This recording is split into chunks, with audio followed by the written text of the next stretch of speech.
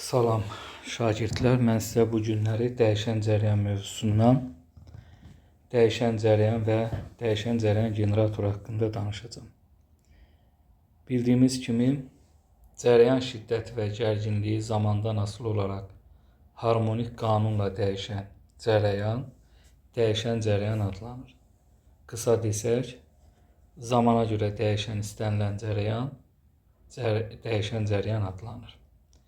Dəyişən cərəyanı almaq üçün, hasil etmək üçün biz dəyişən cərəyan generatorundan istifadə edirik və dəyişən cərəyan generatorlarının əsas iki hissəsi var. Yəni, dəyişən cərəyan generatorları iki hissədən ibarətdir. Bunlardan biri rotor, digəri isə statordur.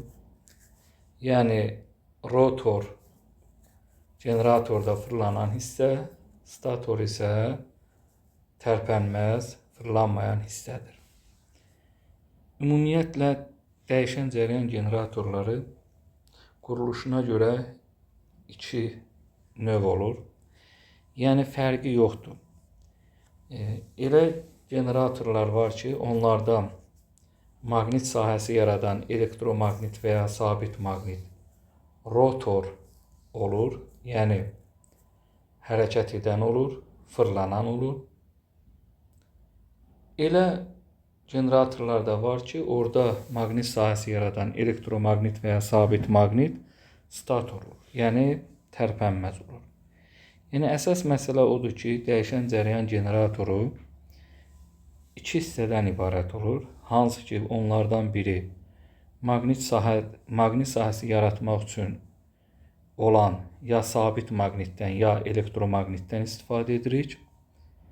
Bir də ki, dəyişən elektrik hərəkət qüvvəsinin induksiyalanması üçün, yəni dəyişən cərəyanın yaranması üçün dolaqdan istifadə edirik. Dolaq adətən mis sarılmış sarğıdan ibarət olur. Dediyim kimi, indi mən bu modeli götürürəm. Hansı ki, mən seçdiyim modeldə elektromaqnit və ya maqnit rotor rolundadır. Dolaq isə stator rolundadır. Bunlar yerini dəyişə bilər.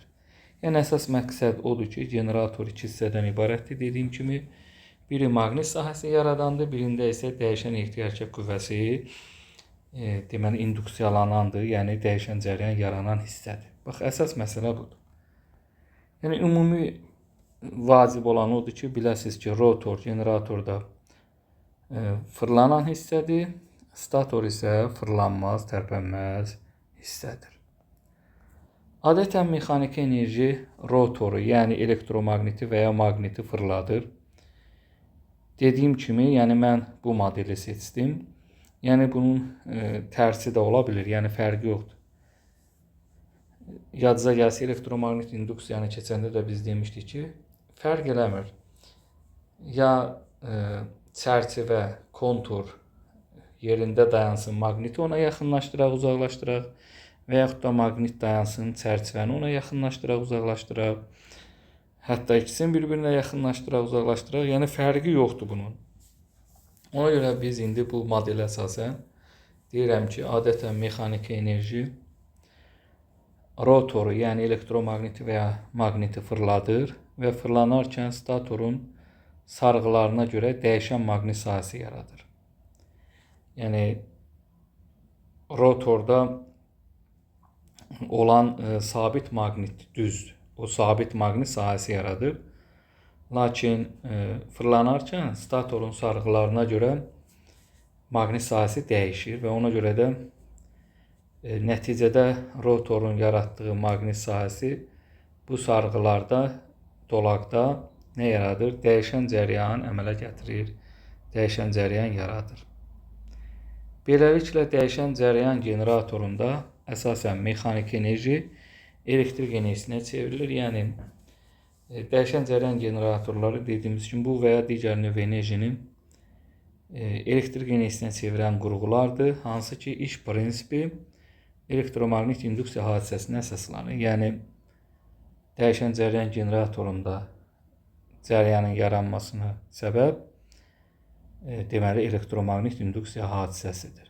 Hansı ki, dolaqdan keçən maqnit seli zamana görə dəyişir. Yəni qısa desək, dəyişən cərəyan generatorunun iş prinsipi elektromaqnit induksiya hadisəsinə əsaslanır. Gəlin indi görək bu proses necə gedir. Şəkilə fikir versəniz, şəkildən nə görürük? Baxın. Bir dəqiqə bunu böyüdüm. Rahat baxın. Baxın, şəkildə nə görürük? Gördüyünüz kimi bu bir cins maqnit sahəsidir. Bu isə çərçivədir, naqil çərçivədir. Hansı ki, O1 oxu ətrafında fırlana bilir. Bu isə çərçivənin normalıdır, gördüyünüz kimi. Hal-hazırda normal görürsünüz induksiya vektoruna paralel yönəlmişdir. Bu nə deməkdir? Yəni konturun çərçivənin səthi maqnit induksiya vektoruna perpendikulyar yerləşmişdir. Yəni hal-hazırda buradan keçən maqnit seli maksimumdur. Yəni alfamız 0 dərəcədir. Kosinüs alfa. Alfa nə idi? Normalla induksiya arasındakı bucaq. Elektromaqnit induksiya hadisəsindən, qanunundan bu düstur yadımızdadır. Bu gördüyünüz qapalı çərçivədən keçən maqnit seli Bs kosinüs alfa düsturu ilə təyin olunur. Burada B maqnit sahəsinin induksiya vektorunun modulu, S çərçivənin sahəsi, bu hissənin sahəsi. Alfa isə dediyimiz kimi normalla induksiya arasındakı bucaqdır. Baxın, çərçivəni O1 oxu ətrafında omega bucaq sürəti ilə, bərabər bucaq sürəti ilə fırlatsaq əgər, başlanğıc anda alfanın 0 olduğunu nəzərə alsaq, yəni bu şəkildə olduğunu nəzərə alsaq, çərçivədən keçən maqnit seli də kosinüs qanunu ilə dəyişər. Yəni buradakı alfanı nə düşünün? Bir fi kimi düşünün. Yadınıza gəlir, fi nəyə bərabərdir? Omega vur t'yə. Çevrədən xatırlayın. Fi bərabərdir omega t. Yəni bu alfa bildiyiniz fi'dir. Həmən alfanın yerinə omega t yazırıq. Yəni olur fi bərabərdir Bs kosinüs omega t. Hətta buradan yaza da bilərik ki, fi maksimum kosinüs omega t də yaza bilərik. Yəni burada B'sin yerinə fi maksimumda yaza bilərik. Və təbii ki, elektromaqnit induksiya qanununa görə yadınıza salın, induksiya elektrik hərəkət qüvvəsi bərabər idi mənfi delta fi böl delta t. Yəni maqnit selinin zamana görə birinci tərtib törəməsi. Və burada fi'nin yerinə, baxın bu ifadəni Bs kosinüs omega t'ni yazsa və mənfi Bs vur s'i möhtərəzə xaricinə çıxardıb kosinüs omega t'nin törəməsinə baxsaq, bu iştirik bizdə törəmədir. Kosinüs omega t'nin törəməsi nə idi? Omega vurulsun, daha doğrusu mənfi omega vurulsun sinus omega t idi. Və buradan gördüyünüz kimi induksiya elektrik hərəkət qüvvəsi üçün Bs omega sinus omega t ifadəsini alarıq. Buradan bildiyiniz kimi Bs omega bizə nəyi verir? İnduksiya elektrik hərəkət qüvvəsinin amplitud qiymətini verir. Yəni bu gördüyünüz induksiya elektrik hərəkət qüvvəsinin amplitud qiymətidir. B dedik nədir? S dedik omega çərçivənin fırlanma tezliyidir. Və omeganın yerinə biz çevrədən də bildiyimiz, rəqslərdən də bildiyimiz 2pi-ni və ya 2pi böl t-ni yazırıq. Burada da sizin üçün yazmışam. Nü dəyişən cərəyanın rəqs tezliyi, t dəyişən cərəyanın rəqs periodu, omega isə dəyişən cərəyanın dairəvi tezliyidir. Məlumat üçün deyim ki, bizdə Azərbaycanda dəyişən cərəyanın tezliyi 50 Hz-dir. 50 Hz-dir. Yəni 1 saniyədəki rəqslərin sayı 50-yə bərabərdir. Beləliklə, kosinüs qanunu ilə dəyişən maqnit seli, yəni fi bərabərdir Bs kosinüs omega t, naqil çərçivədə sinus qanunu ilə dəyişən induksiya elektrik hərəkət qüvvəsi yaradır.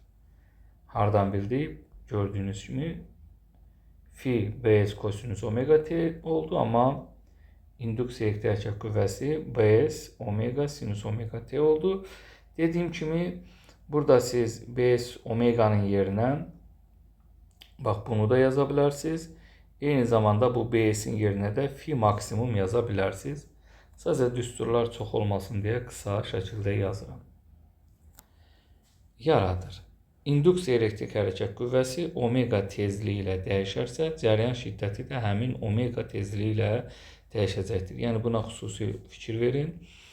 Ümumiyyətlə mənbənin belə deyək də testlər dilində də desək, mənbənin gərginliyi hansı tezliklə dəyişirsə, dövrədə baş verən cəryan da həmən tezliklə dəyişəcəkdir. Bunu bilmək lazımdır. Və beləliklə I bərabərdir. I maksimum sinüs omega t olacaqdır. Bu da hardan gəlir? I-nin yerinə epsilon I böl R yazsaz, yəni oradan da ala bilərik. Yəni epsilon I ilə, baxın bu epsilon I2 var.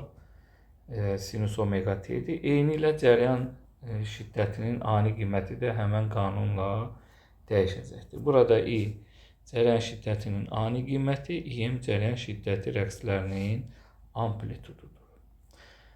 Deməli, burada mən sizə nəyi göstərmişəm?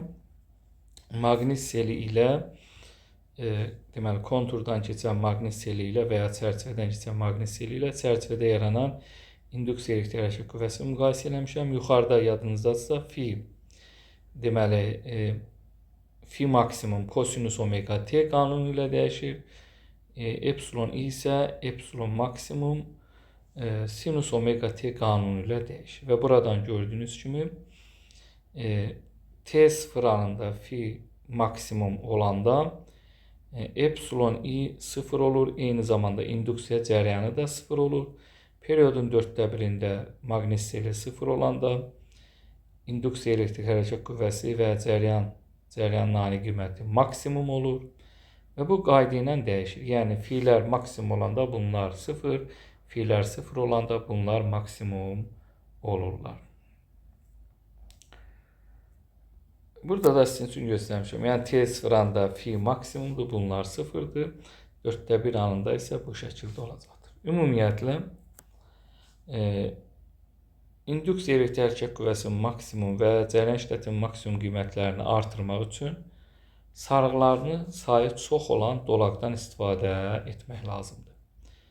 Yəni, ümumiyyətlə maqnitdə bilin ki, kəmiyyətlər sarğıların sayından düz asılıdır. Yəni, sarğıların sayı nə qədər çox olsa, deməli, induksiya elektrik hərəkət qüvvəsi də eyni zamanda maksimal qiyməti, eyni zamanda cəryan şiddətində maksimal qiyməti o qədər çox olacaqdır.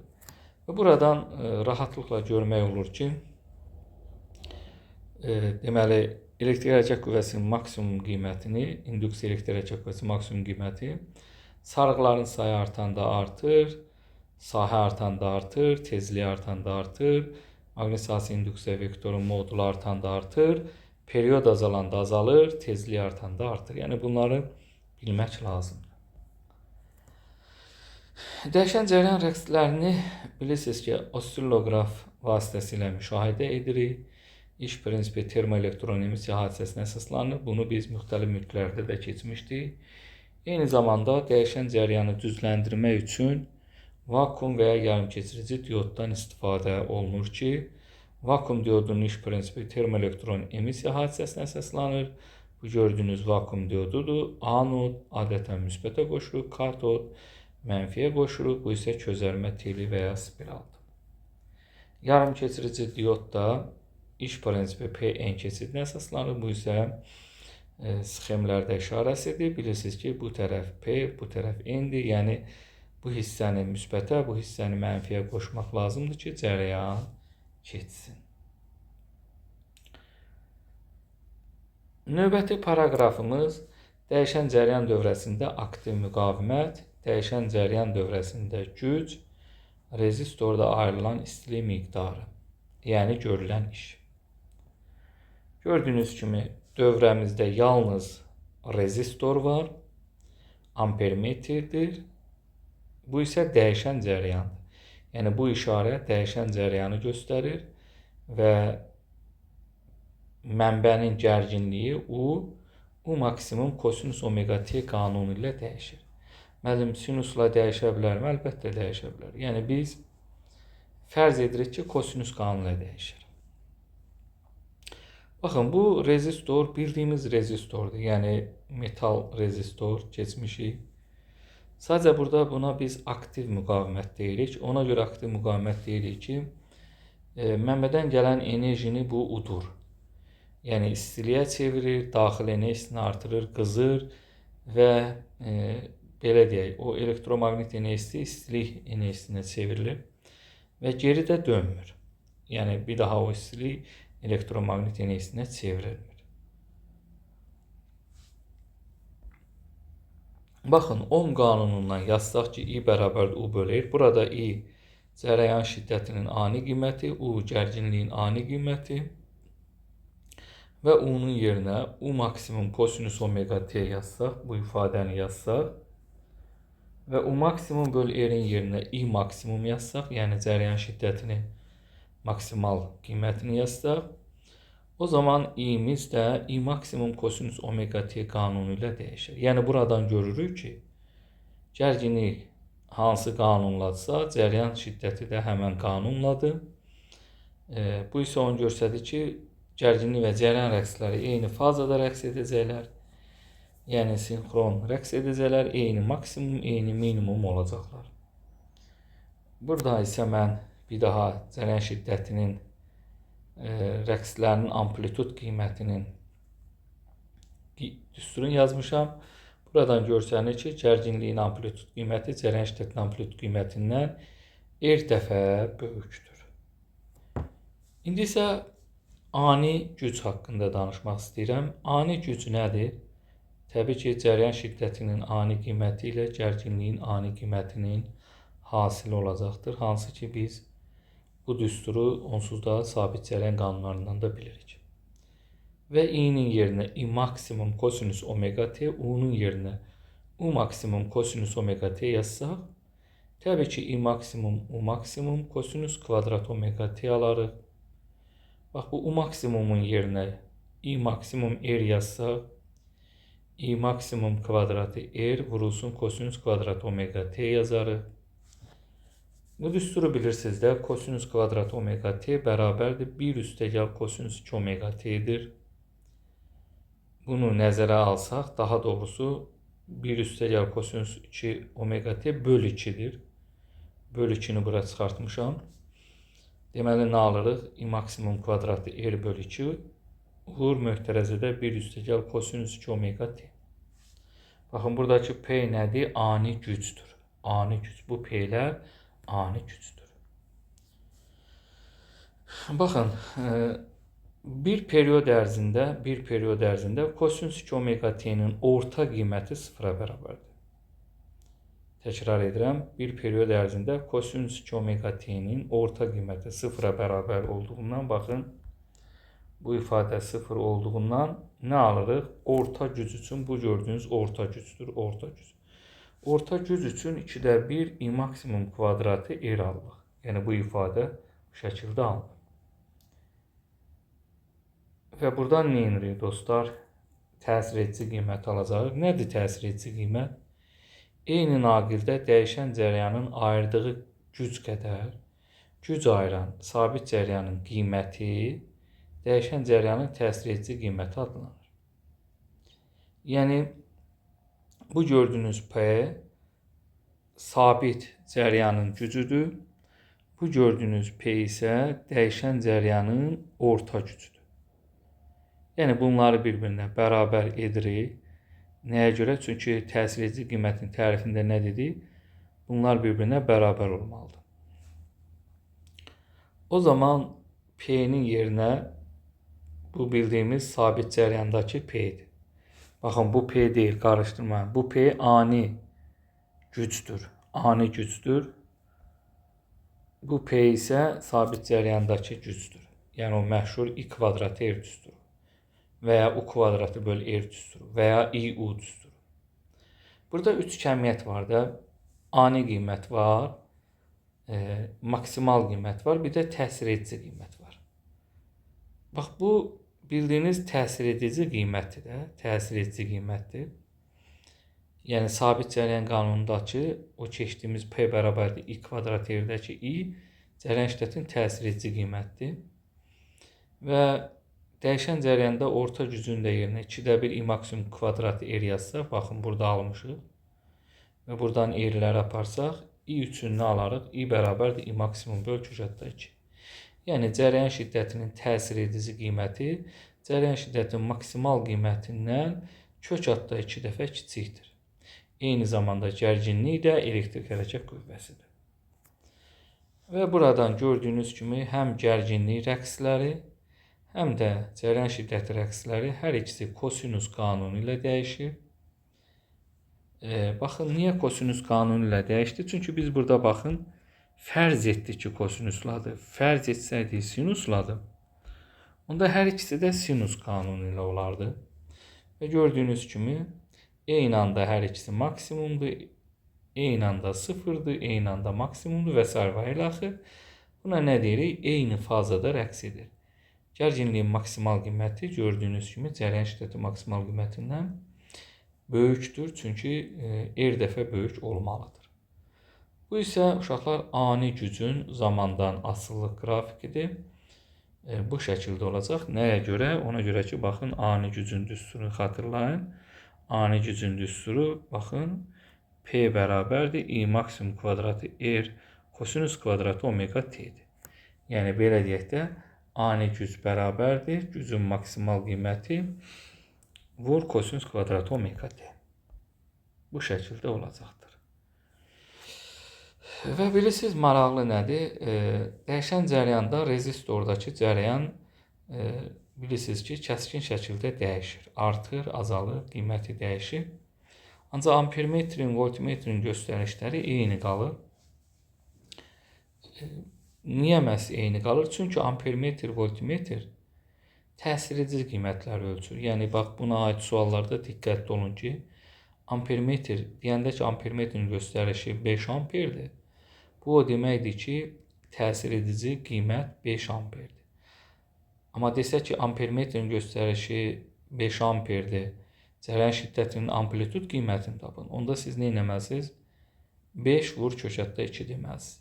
Yəni, yadınızda saxlayın ki, istər ampermetr, istər voltmetrin göstərişi nədir? Təsir edici qiymətlərdir. Çünki təkrar edirəm, biz ampermetr, voltmetri sabit cərəyanda da görmüşdük, orada da ölçmüşdük. Nə ölçürdü? Oradakı təsir edici qiymətlər. Yəni, sabit cərəyan qanunundakı o düsturlar ki var, oradakı kəmiyyətlər, burada ona biz təsir edici qiymət deyirik də. Dəyişən cərəyanda qiymətlər dəyişdiyi üçün biz ya ani qiymətdən danışa bilərik, ya da maksimal qiymətdən danışa bilərik, ya da ki, orta qiymətdən danışa bilərik. Aydındırmı? Sadəcə biz bilirik ki, təsir edici qiymətlərlə maksimal qiymət arasında bu şəkildə münasibət var. Bundan başqa, dəyişən cərəyan dövrəsinə qoşulmuş aktiv müqamətdə cərəyanın orta gücü haqqında. Biz bunu yuxarıda onsuz da bu düsturu demişik orta güc haqqında. Sadəcə olaraq bir daha xatırladıram ki, biz burada dəyişən cərəyanda dediyimiz orta güc anlayışı sabit cərəyandakı elə güc anlayışıdır. Necə ki, burada da biz onları bir-birinə bərabər elədik, görürsünüzmü? Və buradan nə edirik? Bunları maksimal qiymətlərlə əvəz eləsək, i-nin yerinə i maksimum böl kök 2, u-nun yerinə u maksimum böl kök 2, kök 2 vur kök 2 bizə nə verəcək? 2. Eyni zamanda i-nin yerinə i maksimum böl kök 2 yazanda kvadratıdır 2. Burada da eyni qaydada. Bu düsturlar bizdə dəyişən cərəyan dövrəsində deməli aktiv müqamətdəki gücdür. Ayrılan gücdür.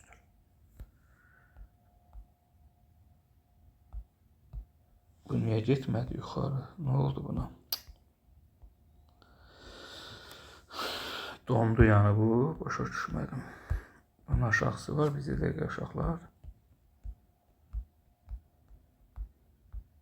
Bizə dəqiqə dayandırım. Yenə çəkərəm. Görüm nə oldu buna axırı. Düzəldi uşaqlar. Deməli, dəyişən cərəyan dövrəsinə qoşulmuş aktiv müqavimətdə tez zaman ərzində ayrılan istilik miqdarının düsturu. Uşaqlar, bu elə həm də işin düsturudur. Yenə həmən düsturda yadınıza gəlirsə, Joule-Dennis istilikdə IUT, I kvadrat RT həmən düsturdur. Sizə burada i'lərin yerinə I maksimum böl köşətdə 2, U-ların yerinə U maksimum böl köşətdə 2 yazıb bu ifadələri alırsınız. Və nəhayət aktiv müqavimət, yenə də başdan dediyim kimi bu R bildiyimiz aktiv müqavimətdir. Rho bölü S, L-dən, S-dən, materialın növündən, temperaturdan asılıdır. Vahidi ohmdur. Lakin omeqadan, tezlikdən, perioddan asılı deyil. Eyni zamanda cərəyan şiddəti maksimal qiymətdə U maksimum bölü R-dir, ohm qanunu. Əgər gərginlik maksimal qiyməti sabitsə, bilirsiniz ki, R də sabitdir. Onda I maksimum da sabit olacaq. Yəni omeqadan, perioddan, tezlikdən asılı olmayacaq. Bu nədir uşaqlar? Bu maraqlı, sadəcə olaraq testlərdə qabağımıza çıxan maraqlı düsturlardır. Bilməyiniz daha yaxşı olar. Məsələn, I bərabərdir I maksimum böl köşətdə 2. I maksimumun yerinə bilirsiniz də Q maksimum vur omega yaza bilərsiniz. Eyni zamanda Q-nun bu ifadəsində I-nin yerinə I maksimum böl köşətdə 2 yaza bilərsiniz. Və o zaman və yaxud da ki bu, baxın, i-nin yerinə birbaşa bunu yaza bilərsiniz. Bunun kvadratı, bu da eləyir 2. Eyni zamanda Q-nun bu düsturunu da istifadə edə bilərsiniz bir period ərzində. Əgər zaman periyoda bərabərdirsə, zamanı yerinə period yazıb bunu yaza bilərik. Eyni zamanda periodun yerinə 2 pi böl omega yaza bilərik. 2-lər ixtisar gedir. O zaman nə qalır? Pi U maksimum kvadrat R vur omega qalır. Bəzən bu ifadədən I maksimumu tapmağı çətinlik çəkirlər. Bu şəkildə olur. Belə dostlar, deməli, dəyişən cərəyanın birinci mövzusunu bitirdik. Növbəti videomuzda dəyişən cərəyan dövrəsində kondensator, digərində isə dəyişən cərəyan dövrəsindəki sarğac və nəhayət rezonans və sonra nə gəlir? Transformatoru izah edəcəm. Oldu, sağ olun.